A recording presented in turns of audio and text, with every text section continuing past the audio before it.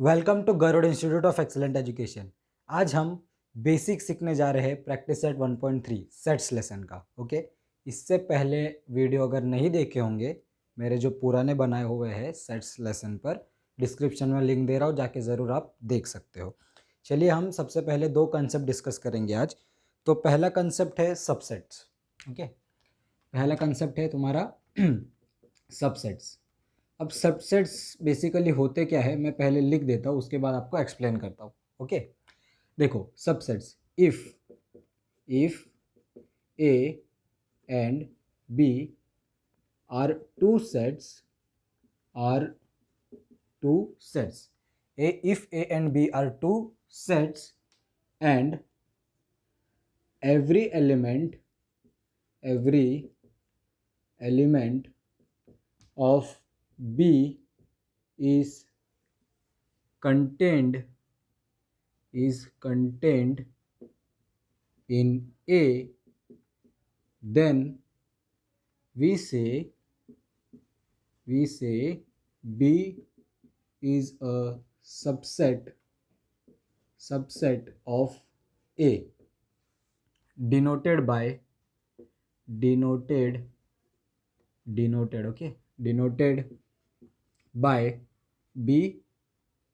subset of A। Okay, B is a subset of A. अब ये क्या लिखा है मैं सिंपली एक्सप्लेन करता हूँ। देखो, मान लो, देखो मैं अभी क्या चीज़ बना रहा हूँ वो ध्यान देना। एक सर्कल बनाया मैं, समझो इस सेट को मान लेता हूँ, ये एक सेट है, समझो मैं मान लेता हूँ इसको ए, ये कोई ए सेट है। अब उसी के अंदर मैं कुछ एक और सर्कल बना दूँ, या सर्कल नहीं, हम दूसरा फिगर लेंगे। ओके, चलो एक स्क्वायर बना देते हैं। ओके, ये समझो बी है। इसमें 2 एलिमेंट है, इसमें 3 एलिमेंट है समझो। अब मुझे एक बात बताओ, ए में टोटल कितने एलिमेंट है पूरे ए में? ओके, जो 3 बोल रहे हैं उनका आंसर गलत है, टोटल 5 एलिमेंट है, क्योंकि बी के भी एलिमेंट ए में ही है ना। मतलब ए के अंदर ही बी के एलिमेंट एग्जिस्ट कर रहे हैं, और बी के एलिमेंट खुद अलग 2 है। ओके, तो पर ये जो 2 एलिमेंट है बी के, वो ए के भी एलिमेंट है, क्योंकि वो ए के अंदर है। तो यही बात है। अगर क्या लिखा है, if A and B are two sets, if A and B are two sets, then कहा गया, हाँ, if A and B are two sets and every element of B, मतलब वो दोनों element are contained in A, मतलब वो ए के अंदर हो। अगर सारे एलिमेंट बी के ए के अंदर हो, then we say the B is a subset of A. Okay, simply ये मतलब है इसका कि बी के सारे एलिमेंट्स, कोई भी अगर तुम 2 डिस्टिंक्ट सेट्स लोगे ए एंड बी, ओके, तो बी के जो सारे एलिमेंट्स है वो अगर ए में कंटेंट कर जाए, ए में कंटेंट करने का मतलब क्या है कि बी के सारे एलिमेंट ए में भी हो। मतलब समझो बी में एलिमेंट है 1 2 3, और ए में भी एलिमेंट है 1 2 3 4 5, पर बी के जो एलिमेंट है 1 2 3 वो तो ए में है सारे के सारे, तो बी क्या हो जाएगा, सबसेट हो जाएगा ए का। हम एग्जाम्पल भी देखेंगे अभी। देखो इस पे एग्जाम्पल क्या है, मैं फर्स्ट एग्जाम्पल लेता हूँ, 2 एग्जाम्पल लेंगे हम। देखो, मैं ए डिफाइन करता हूँ 1 से लेकर 2 3 4 5 6 7 8 9 एंड 10। ओके, मैं 10 तक नंबर ले रहा हूँ, 1 से लेकर 10 तक मैंने नंबर लिए, और मैंने बी सेट डिफाइन किया कि वो सारे 2 4 6 8, ये लिया मैंने 2 4 6 8। अब मुझे बताओ, क्या बी सबसेट है ए का? ओके, बी सबसेट है ए का, ये राइट है ना, B is a subset of A. In this case B is a subset of A. क्यों? क्योंकि देखो 2 ए में है, चेक करो है, 4 ए में है, 6 ए में है, 8 ए में है। ओके, बाकी ए के एलिमेंट्स का मुझे कुछ लेना देना नहीं है, पर बी के सारे एलिमेंट्स ए में हो ये ज़रूरी है, तो बी ए का सबसेट कहलाएगा। ओके, अब सेकंड एग्जांपल देख लेते हैं।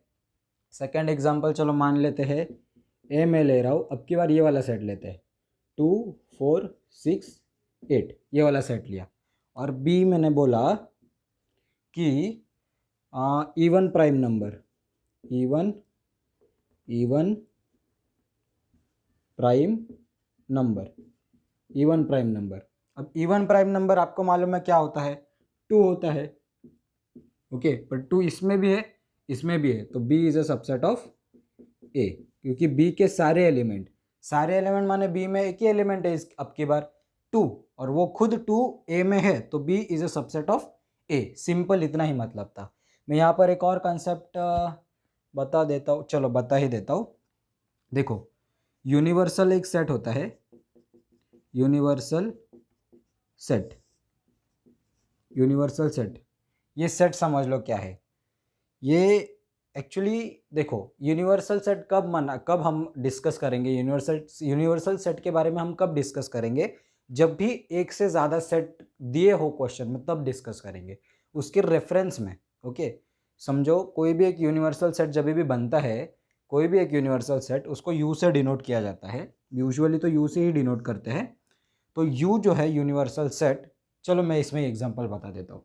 अब ए है और बी है, मैं रेक्टेंगल से यू सेट को डिनोट करता हूँ, और वो रेक्टेंगल में ही डिनोट किया जाता है। ओके, ये वेन डायग्राम बोलते हैं इसको, ये हम आगे सीखेंगे।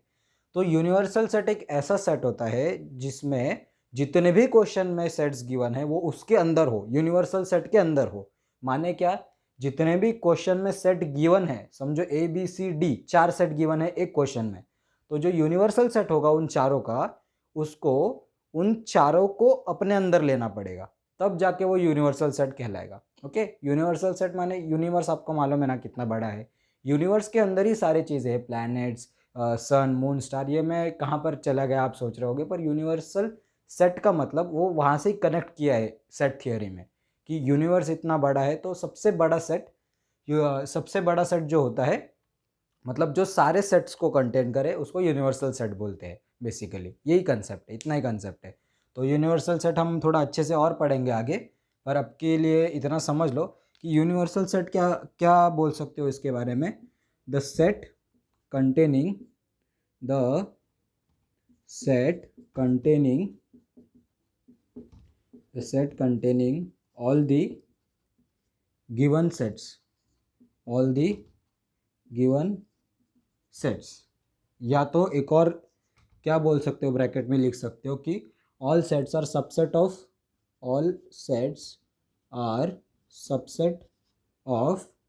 Universal set. ओके, ये 2 बातें बोल सकते हो। ओके, तो कॉपी कर सकते हो, स्क्रीनशॉट लो तो भी चलेगा। इसके बाद मैं प्रॉपर्टीज कराता हूँ आपको। ओके, चलो स्क्रीनशॉट लो या कॉपी कर सकते हो, आई होप कर लिया होगा। चलो मैं मिटा देता हूँ। आइए चलिए अब नेक्स्ट देखते हैं। नेक्स्ट है properties of a subset. Properties of a subset से बात करने से पहले, सबसेट आपको मालूम पड़ गया होगा क्या है। अब सबसेट्स के ऊपर कुछ प्रॉपर्टीज डिफाइन की गई है, वो हम देखेंगे। देखो, सबसे पहली प्रॉपर्टी क्या है कि every set is a subset.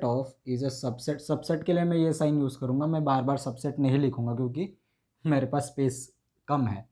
तो every set is a subset of itself. अब मैं क्या बोल रहा हूँ ये ज़रा ध्यान से सुनो।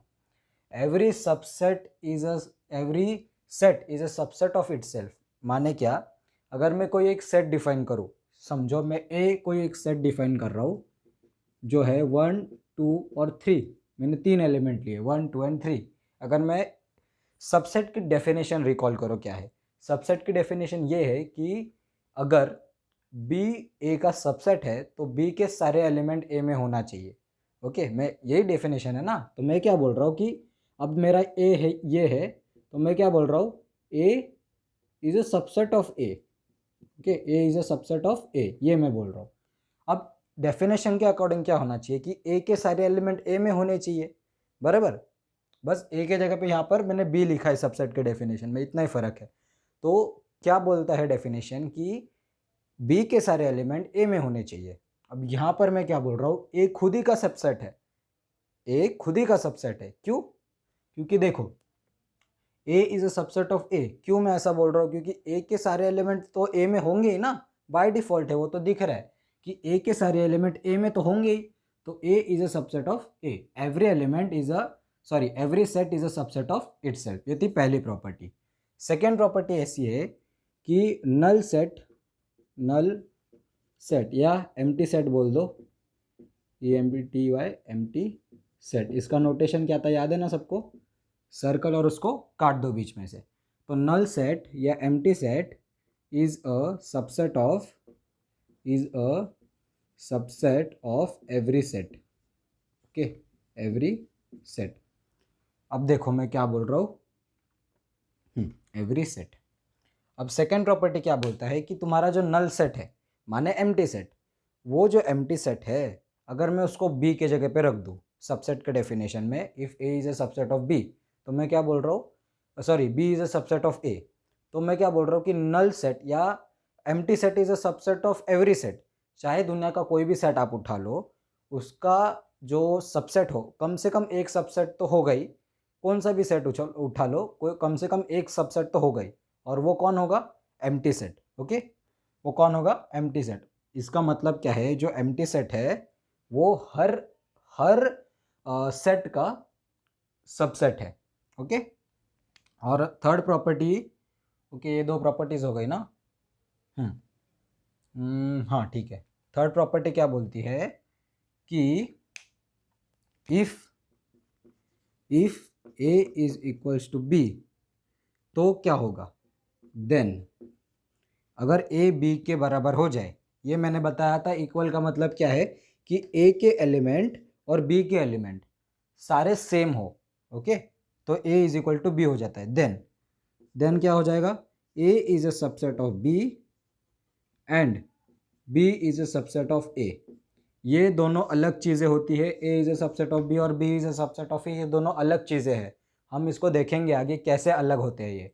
ओके, पर ये याद रखना कि ये अलग अलग होते हैं। अब अगर आप A is a subset of B निकालोगे और B is a subset of A निकालोगे, तो तभी और तभी ये सेम होंगे, दोनों इक्वल होंगे, जब ए और बी तुम्हारे इक्वल होंगे। अगर ए और बी तुम्हारे डिफरेंट है, ए और बी अगर तुम्हारे डिफरेंट है, तो A is a subset of B ये अलग सेट बनेगा और B is a subset of A ये अलग सेट बनेगा। सेट मतलब अलग स्टेटमेंट बनेगा, इनफैक्ट सेट नहीं बन सकता ये, पर स्टेटमेंट अलग बन जाएगा ये, क्योंकि इसकी वैल्यू और इसकी वैल्यू अलग अलग होंगी, इतना याद रखना। ओके, आगे देखते हैं कॉम्प्लीमेंट सेट। अब मैं कॉम्प्लीमेंट सेट डिफाइन करता हूँ इसको ना, नोटेशन देख लो इसका कैसा होता है। अगर मैं ए का कॉम्प्लीमेंट बोलूँ तो ए और ऊपर ऐसा डैश लगा दिया जाता है, तो इसको पढ़ते हैं ए डैश। क्या पढ़ते हैं, ए, मैं लिख देता हूँ यहाँ पर ए डैश। ओके, ए डैश, या ए कॉम्प्लीमेंट भी पढ़ते हैं लोग, आप जो मर्जी पढ़ सकते हो, ए कॉम्प्लीमेंट या ए डैश। अब इसका मतलब क्या होता है, every element from every element in universal set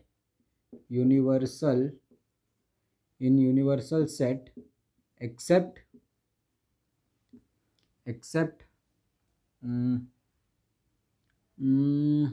ठीक है, every element in universal set accept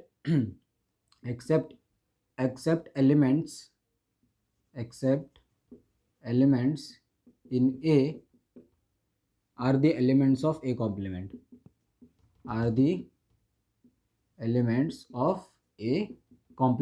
या ए डैश।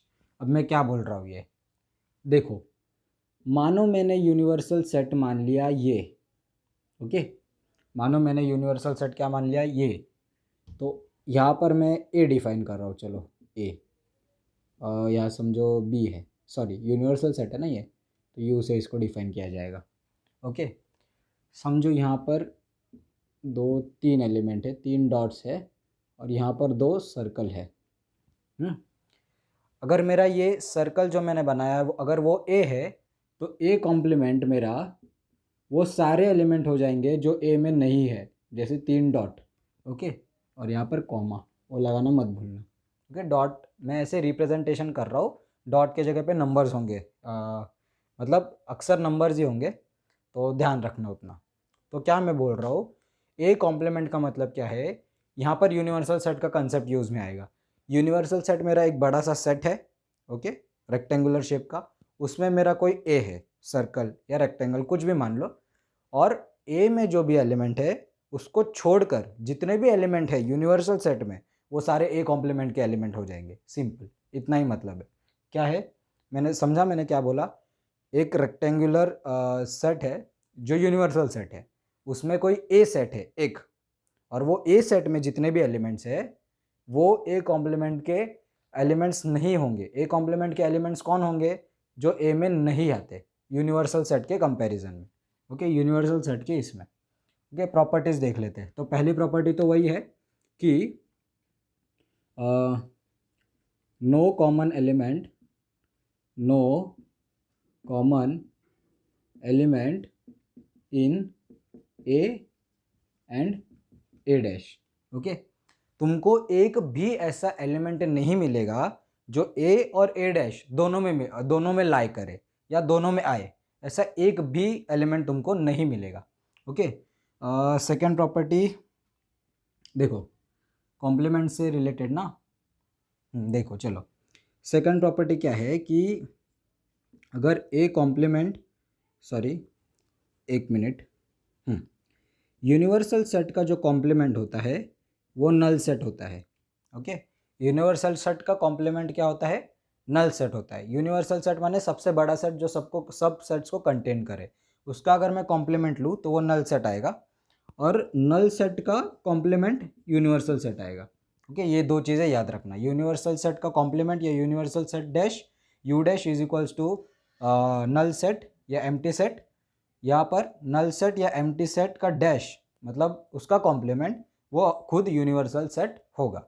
ओके, और फोर्थ प्रॉपर्टी ये बोल रही है कि अगर ए सबसेट है यू का तो डेफिनेटली ए डैश जो है वो भी सबसेट होगा यू का।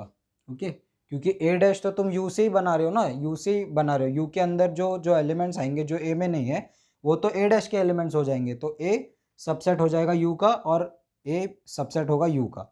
ये दोनों भी साथ साथ चलेंगे, उसको याद रखना।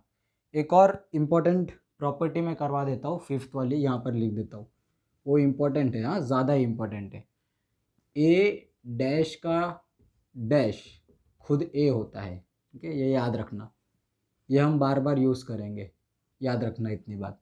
ए कॉम्प्लीमेंट का कॉम्प्लीमेंट जो है वो खुद ए होता है। ओके, ए कॉम्प्लीमेंट का कॉम्प्लीमेंट ए होता है, ए डैश का डैश ए होता है, इतना याद रखना। ओके, तो ये सारा था इसके। चलो पहले कॉपी कर लो, स्क्रीनशॉट लो तो भी चलेगा, आई होप ले लिया होगा। चलो मैं मिटा देता हूँ। चलो अब देखो नेक्स्ट प्लान सुन लो क्या है। इस वीडियो के बाद प्रैक्टिस सेट 1.3 आएगा, और चैनल पे नए हो प्लीज़ सब्सक्राइब कर देना। बहुत मेहनत लग रही है देखो वीडियो बनाने में, तो आप अगर चैनल को सब्सक्राइब करेंगे तो मुझे बहुत अच्छा लगेगा, मुझे भी मोटिवेशन रहेगा, मुझे भी ऐसा लगेगा कि भाई कोई तो है मेरा अपना। ओके, तो शेयर कर सकते हो चैनल को अगर कंटेंट पसंद आएगा तो, और ऐसे ही प्यार बनाते रहो और देखते रहो। चलो पढ़ाई भी करते रहना। ओके, मिलते हैं अगले वीडियो में प्रैक्टिस सेट 1.3 के साथ। Thank you.